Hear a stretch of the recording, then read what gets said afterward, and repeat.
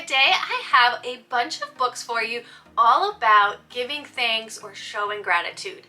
Now, if you've been around for a while, you know that last November I did a similar video with a collection of books about being thankful, and I will tell you that these ones are all completely different, but if you're looking for more books, I will leave a link to that one in the description box down below so that you can check out that video as well.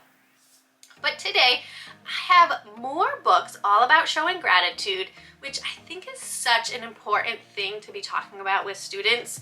And it can be one of those things that can get a little preachy after a while, but I think that by using picture books, it helps students really internalize this concept and begin doing it more on their own and more naturally. So this is an important topic for November because we're talking about Thanksgiving and giving thanks, but any of these books can be shared throughout the year. None of them are specific to Thanksgiving. They are just talking about giving thanks and how important that is to appreciate the things, the people, the events that are going on around us. So if you're interested in checking out these books, make sure you give this video a thumbs up and hit that red subscribe button down below, and we'll get started.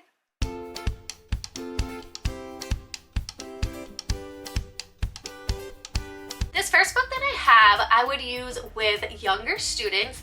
It is called We Give Thanks. It's a very basic book about the things that we can be thankful for. In this story, the animals are going about their day and just noticing even those small things that we should be thankful for. We are thankful for our socks and for our mittens. We are thankful for the mail person and the grocer for helping us out. We are thankful for warm soup and food to eat. So this, again, would be a great one for young students. It's very basic, but really gets their mind thinking about just those small things that we often overlook and don't think about, but really do make a big difference in our lives. And they will have a great discussion about things that they are thankful for in their own lives. This next one is such a wonderful story. I will warn you, this is another one that made me cry. You'll hear me say that a lot on this channel, that there are books that make me cry. This one is called 10 Beautiful Things. And in this story, a girl is riding in the back seat of the car with her grandmother. And it doesn't really go into details, but as the story goes on, you can tell that the girl is really sad. She's talking about going to her new home. And along the way, her grandmother is trying to help her feel better. And so they come up with, on their drive, 10 beautiful things that they are grateful for. Whether it's the sunrise or the smell of dirt, those things in life that, again, we might overlook, but really make a difference. And when we're upset or worried or sad, those are things that help calm us or center us. And as the story goes on, we find out that her new home is with her grandmother. And again, we don't find out why, but the last thing, the number 10 thing that is a beautiful thing is the two of them together and their love for each other and them spending time together. So another great book to share with your students at any time of the year, but about noticing those things around us that we might take for granted, but are really beautiful and that we should be grateful for. A powerful story to read with your students. This next one I had never heard of before, but it is also a song. And so this one is called Grateful. And as you read it, it reads like a poem, but it is also a song. And I don't know if you can tell, but on my book, I got it from the library and it says CD included, so you could listen to it. I don't have a CD player, but I did find it on Spotify and listen to a little bit of it. So it was really neat to read the book and listen to the music as well. The only thing I didn't like about this particular book is the font is a little difficult to read. So if you did share it with your class as a read aloud, maybe go through it first just to make sure, because the font was kind of funky in this one. But this one would be good for older students too. You could use it with younger students and have they would just get that concept that we should give thanks and be grateful for the things around us. But it kind of goes deeper, and I think older students would pick up on it, how things don't always go our way. And even when things don't go our way or it doesn't happen the way we think it's going to, that we can still be grateful. We can still find those things to help pick us back up when something goes wrong. and to keep our eyes on those things, to not focus on the negative things that are happening, but to look for those positive things. And I think that could start some powerful discussions with your class, especially with those older students. So another great book to read about being grateful.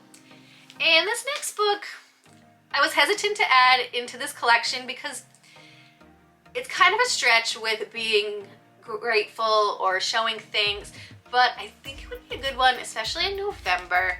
This one is called Our Table by Peter Reynolds, and it has a really powerful message, not only for kids, but I think for adults as well. And it's about this young girl who remembers she's looking at the dining room table and she thinks about all the wonderful things that her family did there, how they had meals together and they did activities around this table, and they were a wonderful, cohesive family. But recently things have changed and everyone in her family is doing something different, and they don't ever gather around this table anymore.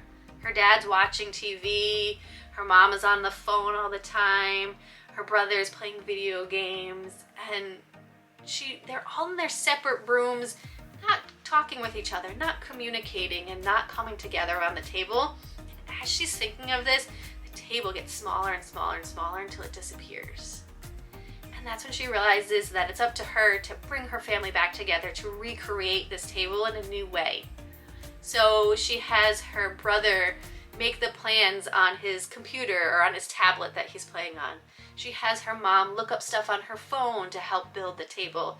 And she's using those things that they like to bring them all back together and to come together around the table again. So I think you could talk about being grateful for your family and being thankful for the times and the memories that you have doing things together, and that you should recreate those things that you like to do together. And it's so easy, again, especially for adults, to get sucked into social media or into screens and away from actual human beings. So this is a great one to read. Again, it's not focused on Thanksgiving, but you can talk about how family comes together around that time. So another great read aloud for your class. And this last book is a beautiful one. It is called All the World.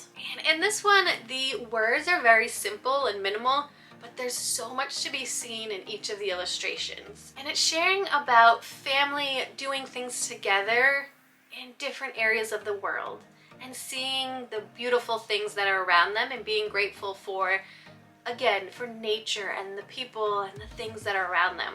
So they're on the beach and they're thankful for the rocks and the shells that they collect. Then they go to a farmer's market and they're grateful for the farmers and the foods that they provide, the foods that are harvested and shared with each other. When they get caught in a rainstorm, they're grateful for a restaurant to go to that's serving warm soup. So again, another one about appreciating, especially nature all around you and all the things that not only nature but people provide and help you with throughout your day. This is another great read aloud for being thankful and showing gratitude about the things that are around you.